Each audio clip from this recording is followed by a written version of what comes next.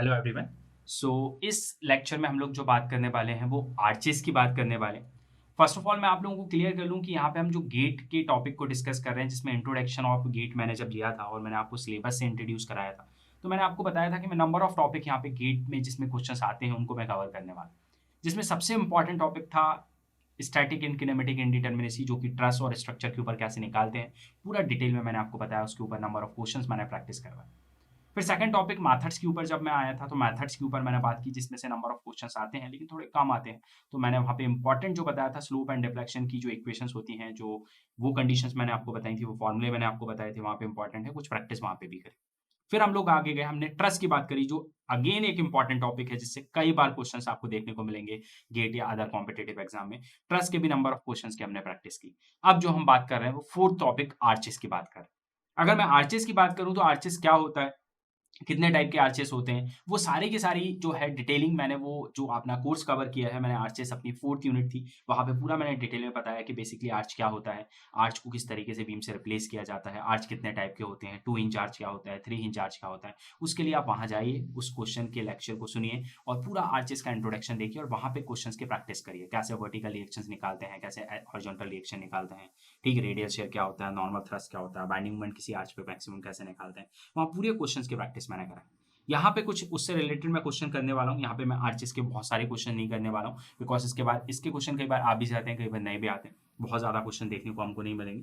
तो मैं आपको नंबर ऑफ क्वेश्चन बताता हूँ कि जिसमें जो नॉर्मल चीज़ें पूछी जाती हैं, तो सिंपल से क्वेश्चन हैं जो आपको नॉर्मल सब इंजीनियर के लिए, या आप जब सेंट्रल गवर्नमेंट के लिए जब CPWD वगैरह की बात करते हैं, तो उसमें ये क्वेश्चन आपको देखने को मिल सकते हैं। जैसे कि पहला क्वेश्चन है आज का, इसमें ये क्या बोल रहा है, ये आपसे बोल रहा है कि for the semi circular 2 hinge arch, ये सेमी सर्कुलर 2 हिंज आर्च है, ठीक है। इसमें ये क्या बोल रहा है in figure, movement of 15 ton centimetre का मूवमेंट इस पर अप्लाइड हो रहा है एट बी पॉइंट के ऊपर, बी पॉइंट के ऊपर एक मूवमेंट अप्लाइड हो रहा है इसके ऊपर 50 ton centimetre, right. Produce a displacement of 0.5 centimetre, और वो एक 0.5 सेंटीमीटर का डिस्प्लेसमेंट प्रोड्यूस कर रहा है। बी के ऊपर एक मूवमेंट लग रहा है 50 टन सेंटीमीटर का, जिसके वजह से एक डिस्प्लेसमेंट प्रोड्यूस हो रहा है 0.5 सेंटीमीटर का, किस पॉइंट पे, ए पॉइंट पे, इस पॉइंट का इधर मूवमेंट लग रहा है, जिसकी वजह से जो डिस्प्लेसमेंट प्रोड्यूस हो रहा है वो इस पॉइंट पे प्रोड्यूस हो रहा है, राइट। उसके बाद ये बोला है if a concentrated load 10 ton, 10 ton का कंसंट्रेटेड लोड मतलब point load is at point A point पे लगाया जाए, 10 टन का concentrated load point A point पे लगाया जाए, तो the rotation at B is the arch will be, तो उस केस में जो बी पे रोटेशन आएगी वो क्या होगी।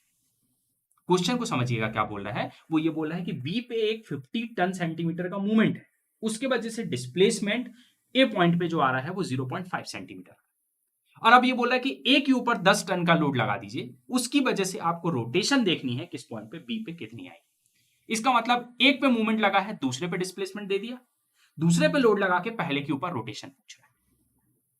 बात समझ में आई। इसका मतलब ये कहां पे होता था, तो इसके लिए आप मेरी फर्स्ट यूनिट देखिएगा, उसमें मैंने मैक्सवेल रेसिप्रोकल थ्योरम के बारे में बताया था। मैक्सवेल रेसिप्रोकल थ्योरम क्या बताती थी, या बैटिज लॉ क्या बताता था, वो यही बताता था कि एक पॉइंट पे लोड लगेगा तो दूसरे पे डिफ्लेक्शन, और दूसरे पे लोड लगेगा तो पहले पे डिफ्लेक्शन क्या होता है, उसने एक रिलेशनशिप दी थी। तो यहां पे हम उसी रिलेशनशिप को यूज करेंगे और इसको सॉल्व करेंगे। और वो रिलेशनशिप क्या थी, फ्रॉम मैक्सवेल और बैटिज थ्योरम। अगर बैटिज थ्योरम से जाता हूं, फ्रॉम बैटिज थ्योरम से जाता हूं, इसको देखिएगा मैंने पूरा डिटेल में पढ़ाया हुआ है, उससे आपको पता चलेगा बैटिज थ्योरम क्या बोलती है। बैटिज थ्योरम से अगर मैं जाता हूं तो वो बोलता था कि P A load at point A और deflection A B displacement at point A due to load point B, ठीक, इक्वल होता है movement B A rotation B A. इसका मतलब क्या हुआ, ये जो रिलेशनशिप है ये मैंने बैटिज थ्योरम से ली, और मैं कैसे समझा कि यहाँ पे बैटिज थ्योरम लगेगी, बिकॉज ये बात ही ये कर रहा है ना, ये बोल रहा है बी पे मूवमेंट लगाओ, ए का डिस्प्लेसमेंट इतना आ रहा है, ए पे लोड लगाओ तो बी पे रोटेशन क्या होगी ये पूछ रहा है। इसका मतलब दो पॉइंट की बात कर रहा है, एक पे लोड लगा के दूसरे पे, दूसरे पे लोड लगा के पहले। तो इसका मतलब ये जो रिलेशनशिप दी हुई है ये दी है रेसिप्रोकल थ्योरम में, और रेसिप्रोकल में दो थ्योरम थी, एक मैक्सवेल थ्योरम थी और एक बैटिज थ्योरम थी। बैटिज थ्योरम को मैं यूज कर रहा हूं, और बैटिज थ्योरम क्या बोलती थी, वो ये बोलती थी कि अगर कोई ए पॉइंट है, अगर कोई ए पॉइंट है उस पे जो लोड लगा है मतलब पी ए, उसके ऊपर जो डिस्प्लेसमेंट होगा, किस पे डिस्प्लेसमेंट मतलब डायल, किस पॉइंट पे, उसी पॉइंट पे मतलब ए पॉइंट पे, लेकिन लोड कहां लगा है बी पॉइंट पे। बात समझ में आई? ए पॉइंट पे लोड लिया आपने, उसी पॉइंट पे डिस्प्लेसमेंट देख रहे हो, लेकिन जो डिस्प्लेसमेंट देख रहे हो वो किस पॉइंट की वजह से देख रहे हो, बी पे लोडिंग की वजह से देख रहे हो। फिर मैंने किया ये इक्वल होगा बी पॉइंट पे मूवमेंट, क्योंकि बी पे तो मूवमेंट लगा के दिया इसने क्वेश्चन में, तो मूवमेंट एम बी पॉइंट पे, लेकिन आप जो रोटेशन देखोगे थीटा वो किस पॉइंट पे देखोगे बी पे, बट लोड किस पे लगा है ए पे, ए के लोड की वजह से बी पे रोटेशन देखनी है। इसका मतलब P A dial A B equal होगा M B A theta A के बराबर। अब इसमें अगर मैं कंडीशन में अप्लाई करता हूं तो इसमें अप्लाई कैसे करूंगा, मेरे को यहां पे रोटेशन निकालने के लिए बोला है, मतलब थीटा बी ए बोला है, थीटा बी ए बोला है, इसका मतलब ये क्या हो जाएगा P A dial A B divided by M B A के।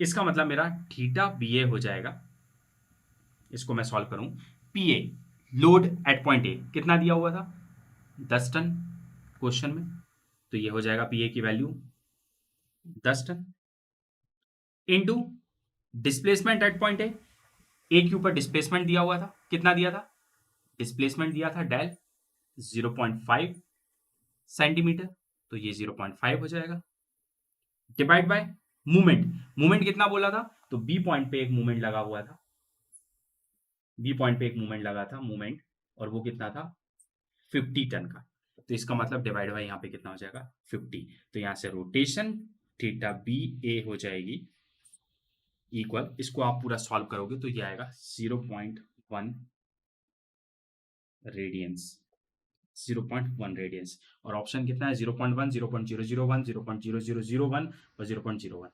अगेन इसका मतलब मेरा आंसर है 0.1, इसका मतलब A is the right answer, 0.1 is the answer. इस तरीके से आप रोटेशन को निकाल सकते हैं। इसका वाइस वर्सा, अगर वो इस पॉइंट पे डिस्प्लेसमेंट पूछ लेता तो रोटेशन दे देता, तो उस कंडीशन में अननोन आपका डायले भी हो जाता, तो आप डायले भी लगा देते।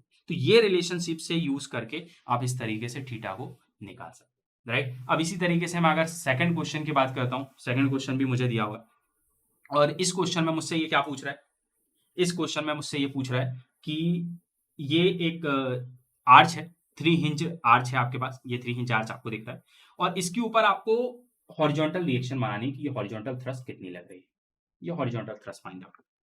जो लोडेड एक आपको आर्च दिया है 20 किलो न्यूटन की हॉरिजॉन्टल थ्रस्ट होगी, इस पे 30 की होगी, 40 की होगी या 50 की होगी, क्या इसका आंसर होगा। तो हॉरिजॉन्टल थ्रस्ट निकालने के लिए मैं, आपने जो मेरा कोर्स देखा होगा तो उसमें मैंने आपको आर्चेस निकालना सिखाया कि आर्चेस को कैसे सॉल्व किया जाता है। किसी भी आर्च को सॉल्व करने के पहले उसकी रिएक्शंस निकाली जाती, चाहे उसके ऊपर मूवमेंट निकालना हो चाहे कुछ और निकालना हो, लेकिन सबसे पहले उसके ऊपर रिएक्शन निकाली जानी है। और एच अगर आपको निकालना है तो आपको किसके अबाउट मूवमेंट लेना पड़ता है, तो इस पॉइंट को ए बोल दो, अगर ये पॉइंट बी है तो सी के अबाउट एच निकलेगा। लेकिन ये हिंज सपोर्ट होता है, इसका मतलब यहाँ पे एक वर्टिकल रिएक्शन भी आएगी वी ए, तो अगर मैं सी के अबाउट मूवमेंट लूंगा तो ये वी ए और एच है, दो अननोन चलेंगे इसके अबाउट, तो वो सॉल्व नहीं हो पाएंगे, तो सबसे पहले मुझे वी ए निकालना पड़ेगा। तो वी ए निकालने के लिए मैं इस बी के अबाउट मूवमेंट ले लूंगा, तो सबसे पहले मैं निकाल रहा हूं वी ए, सबसे पहला काम होगा वी ए को कैलकुलेट करना। तो वी ए निकालने के लिए मैंने लिया taking movement about point B, तो प्लस का बी ए इंटू ये पूरी डिस्टेंस कितनी है 16, इसके अलावा माइनस का 80 इंटू 12 इक्वल 0, तो यहाँ से वी ए इक्वल आ जाएगा 80 इंटू 12 मतलब 960 डिवाइड बाय 16, तो ये हो जाएगा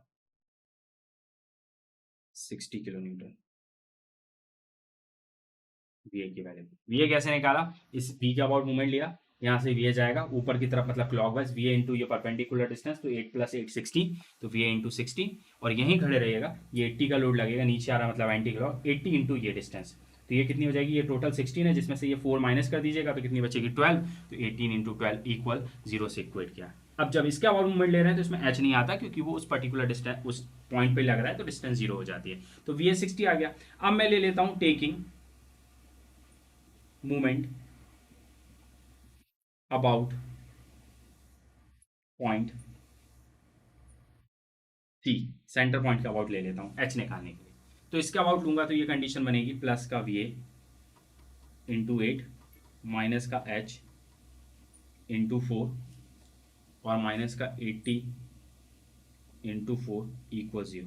वी ए निकला था 60 इंटू 8 माइनस एच निकालना है तो ये 4h हो जाएगा और माइनस 80 इंटू 4 तो 80 इंटू 4 हो जाएगा